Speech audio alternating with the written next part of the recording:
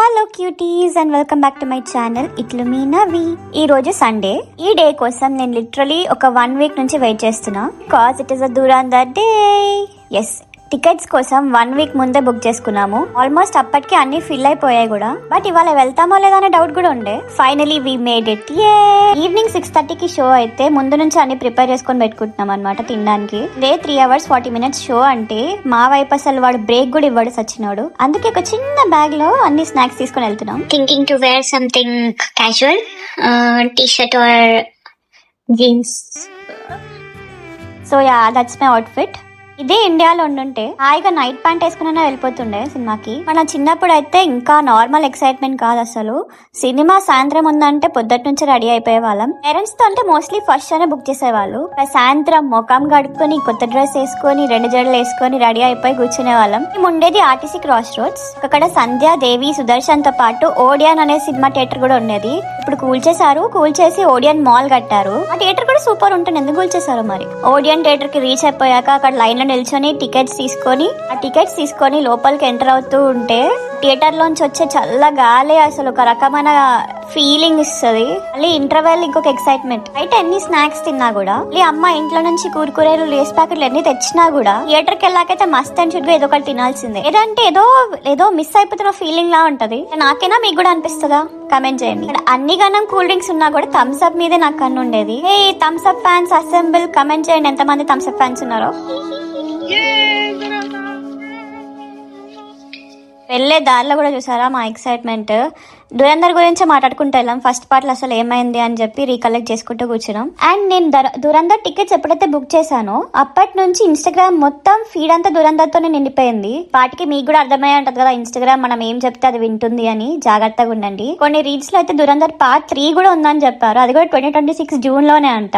ఉంటే కూడా మంచిదే, ఎందుకంటే we don't get to see this kind of movies again and again from the good directors కదా. It's very rare.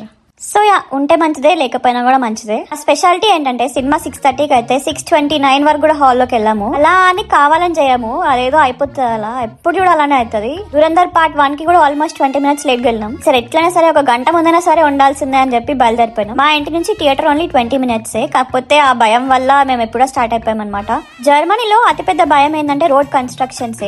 వీళ్ళు ఏ టైంలో ఏ రోడ్ ని బ్లాక్ చేస్తారో తెలియదు. సో బెటర్ మీరు ఎక్కడికైనా వెళ్ళేది ఉంటే ఒక హాఫ్ అన్ అవర్ ముందే ప్లాన్ వేసుకోండి. సో ఫైనలీ వచ్చేసాం అనమాట. ఇదే మా థియేటర్. సో జర్మనీలో మనం రోడ్ క్రాస్ చేయడానికి ఇదొక సిగ్నల్ అనమాట. ఇక్కడ మనం ప్రెస్ చేయడం అవసరం లేదు, జస్ట్ సెన్సార్ డిటెక్ట్ చేస్తుంది. మనం అలా హ్యాండ్ పెట్టామంటే సిగ్నల్ డిటెక్ట్ అయ్యాక అక్కడ గ్రీన్ పడుతుంది, అప్పుడు మనం వెళ్ళిపోవచ్చు అనమాట. సారీ అండి, అలా దిగాలని తెలియక మేము మామూలుగా దిగేసాం. పర్వాలేదు కదా.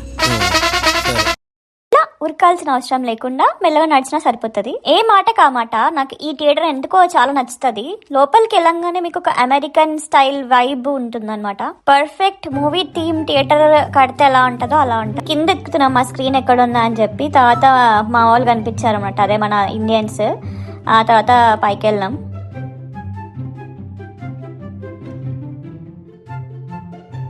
సో మాది స్క్రీన్ 5. లోపలంతా మనోలే. ఈ ఫీలింగ్ ఉంటుంది చూసారా, ఒక ఇండియన్ సినిమాకి దేశంలో ఇండియన్స్ అందరు ఒక దగ్గర గ్యాదర్ అయితే వచ్చే ఫీలింగ్.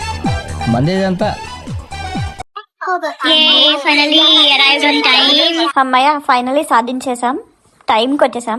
మామూలుగా థియేటర్స్లలో మనము సినిమా 6:30కి అంటే 7 వరకు కూడా యాడ్ చేస్తూనే ఉంటాడు కదా. జర్మనీలో అలా అవ్వదు అనమాట. టైం అంటే టైమే. బట్ ఈ సినిమాకి చెప్పలేము, ఎందుకంటే ఇది ఇండియన్ సినిమా కాబట్టి. నీ యాడ్ చూడక తప్పవు.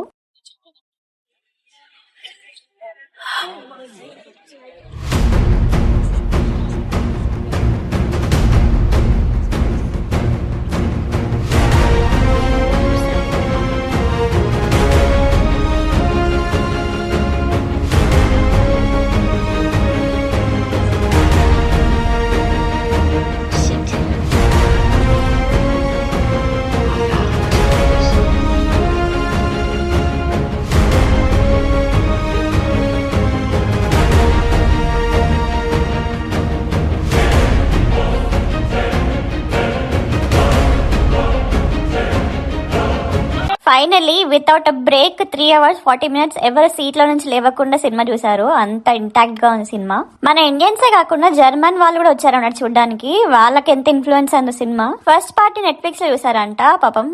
సెకండ్ పార్ట్ అందుకే మిస్ అవ్వకుండా థియేటర్ లో చూడాలని చెప్పి ఎప్పటి నుంచో బుక్ చేసుకుని వచ్చారంట. సో నేను రివ్యూ ఇవ్వడానికి రాలేదు, కానీ నా ఒపీనియన్ ఏంటంటే నాకు ఫస్ట్ పార్ట్ ఎక్కువ నచ్చింది సెకండ్ పార్ట్ కంటే. ఫస్ట్ పార్ట్ లో ఆ బీజిఎం గానీ సాంగ్స్ గానీ నాకు ఫుల్ అంటే ఫుల్ ఎక్కేసాయి. సెకండ్ పార్ట్ లో ఎక్కువ వైలెన్స్ అండ్ యాక్షన్ ఉండేసరికి నాకు అంత నచ్చలేదు అంటే బాగుంది, బట్ ఫస్ట్ పార్ట్ అంత నచ్చలేదు.